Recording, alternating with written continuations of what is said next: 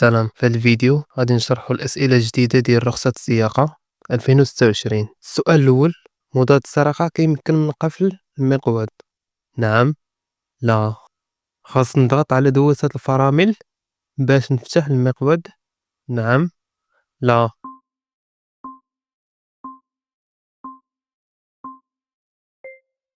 نجاوب صحيح في هاد الحالة هو واحد 4. مضاد السرقة النظام ديال الحماية دايرينو باش يقفل المقود ملي كتحيد مفتاح السيارة، كيقفل المقود على الدوران. إلا بغيتي تفتحو خاصك تحرك المقود على اليمين شوية وتدور المفتاح ديال السيارة. بهاد الطريقة غادي يتحيد مضاد السرقة. أما الضغط على الفرامل لا، راه ما تحتاجش تضغط على الفرامل حيت الفرامل ما لهم حتى علاقة بمضاد السرقة. يعني الجواب الصحيح في هاد الحالة هو واحد 4.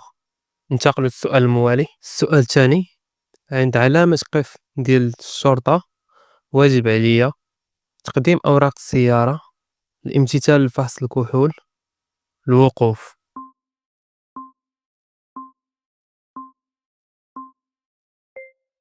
الجواب الصحيح في هاد الحالة هو 3، هو الوقوف. غير الشرطة ملي تتوصل ليها خاصك غير توقف. أما أما التقديم ديال أوراق السيارة ولا الامتثال لفحص الكحول هادوك ما مطلوبينش منك، حتى يقول لك الشرطي وقف ويطلب منك دير فحص ديال الكحول ولا تقديم الأوراق، عاد تقدر ديرهم في هاديك الحالة. أما اللي خاصك دير ملي تشوف قف الشرطة خاصك غير توقف وتسنى الأوامر ديال الشرطي. يعني الجواب الصحيح في هاد الحالة هو رقم 3، الوقوف. ننتقلو للسؤال الموالي. السؤال الثالث: عدم احترام ممر الراجلين فيها مخالفة من الدرجة الثانية، الدرجة الثالثة، فيها خصم النقاط؟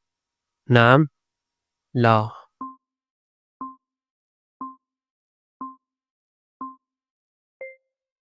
الجواب الصحيح في هاد الحالة هو واحد 4. عدم احترام ممر الراجلين ديرها مخالفة من الدرجة الثانية وما فيهاش خصم ديال النقاط. يعني الجواب الصحيح في هاد الحالة هو واحد 4 من الدرجة الثانية بدون خصم ديال النقاط. ندوزو للسؤال الموالي. السؤال الرابع: هاد الضوء كيشير إلى تشغيل أضواء الوضع، أضواء التقابل، أضواء الطريق.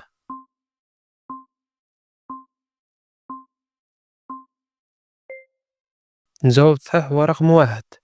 هاد الإشارة هادي كتعني لنا أن ضوء الوضع شغال. هذا هي الرمز اللي تتكون في لوحة القيادة، رمز ديال أن أضواء الوضع راه خدامين، كيكون شاعل لك هذا الرمز. وكاين واحد الرمز واحد آخر اللي هو هذا، حتى هذا تيكون كاين سيارات كيكون فيهم هذا الرمز وكاين اللي تيكون فيهم هذا الرمز هذا. يعني الجواب الصحيح في هذه الحالة هو رقم 1، أضواء الوضع. ننتقل للسؤال الموالي. السؤال الخامس: هذا الضوء كيشير إلى تشغيل مؤشر تغيير الاتجاه، أضواء الضبابة الخلفية، أضواء الضبابة الأمامية.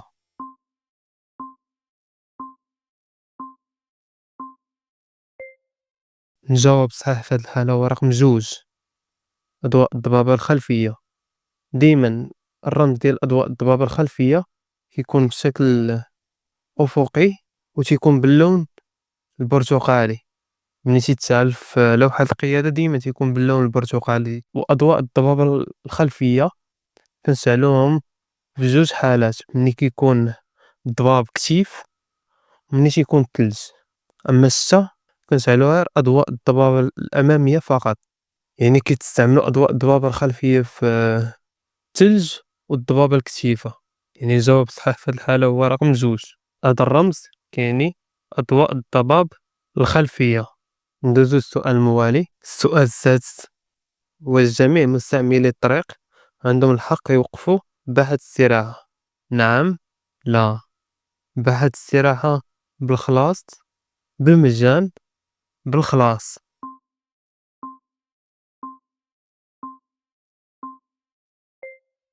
الجواب الصحيح في هاد الحالة هو واحد 3. جميع مستعملي الطريق السيار يمكن لهم يدخلوا لباحة الاستراحة حيت مديورة، اللي سايقين لمدة طويلة يقدروا يدخلوا ويرتاحوا فيها. وفي السؤال الثاني ديالها قالوا لنا باحة الاستراحة بالمجان ولا بالخلاص، راه الدخول لباحة الاستراحة راه تيكون بالمجان، يعني الجواب الصحيح في هاد الحالة هو 1 3. ندوزو للسؤال الموالي. السؤال السابع: وجود هاد العلامة خاص تلزمني بالحذر؟ نعم، لا. ننقص من السرعة؟ نعم، لا.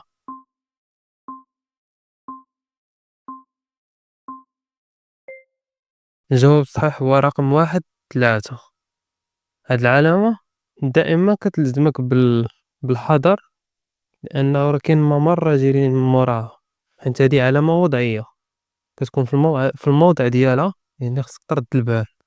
وسولونا واش نقصوا السرعة. بطبيعة الحال نعم، في أي وقيتة يقدر يتم راجل باغي يقطع، خصني نكون غادي بسرعة ناقصة باش نقدر نفراني وما نديرش فران مفاجئ. يعني الجواب الصحيح في هاد الحالة هو 1 3. خاصني نلتزم بالحذر، وفي نفس الوقت خصني نقص من السرعة.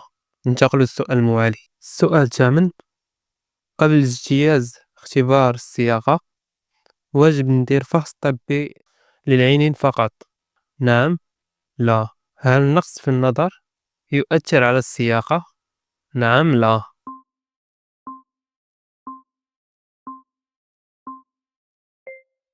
الجواب الصحيح في هذه الحالة هو 2 3. قبل اجتياز اختبار رخصة السياقة، فحص طبي يكون شامل، ماشي غير العينين فقط. هاد الفحص الطبي الشامل كيفحصولك العينين، تيفحص لك جميع الحواس ديالك باش يتأكد بلي راك قادر تسوق. يعني راه ماشي غير العينين فقط، كيكون السمع داخل السمع والعينين و... والتركيز. يعني الجواب الصحيح في هاد الحالة هو 2. وهل النقص في النظر يؤثر على السياقة؟ بطبيعة الحال نعم. إلا ما كانش الإنسان تيشوف مزيان راه ما يقدرش يسوق، وكيشكل خطر على عليه هو وعلى الراكبين اللي معاه. يعني الجواب الصحيح هو 2 3. ندوزو للسؤال الموالي. السؤال التاسع: مكيف الهواء السيارة يستهلك الوقود أكثر خارج المدينة داخل المدينة؟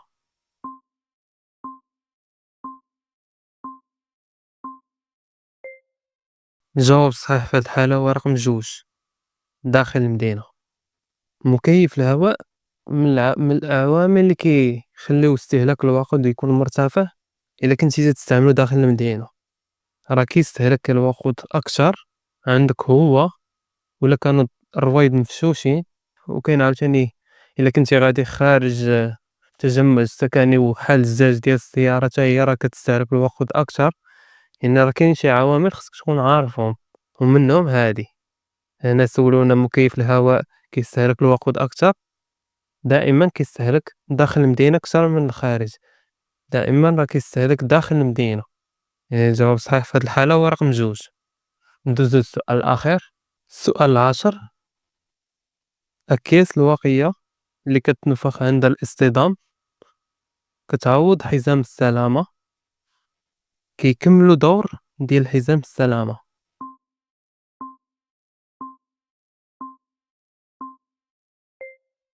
الجواب الصحيح في هاد الحالة هو رقم 2.